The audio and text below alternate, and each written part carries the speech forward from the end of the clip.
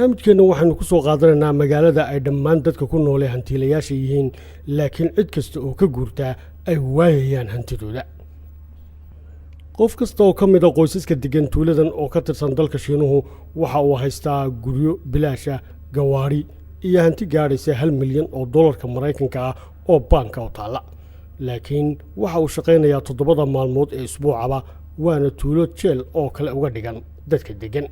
dhammaan dadka degani waxay helaan adeegyo caafimaad iyo kuwo waxbarasho oo bilaash ah waana tuulo loo dhammaystiray dhammaan adeegyadii lagama maarmaanka u ahaa nolosha waxaana ku taala taalada dheer ee daruuriga gaadha. waxayna dadka degani ku hanweyn yihiin inay ku sii noolaadaan jeelkan dahabiga ah iyagoo ku qasban inay si xiriir u shaqeeyaan maalmaha toddobaadka oo dhan halka sidoo kalena cid kasta oo isku dayda inay ka guurto magaaladaas ay waayayaan dhammaan wixii ay hanti haysteen.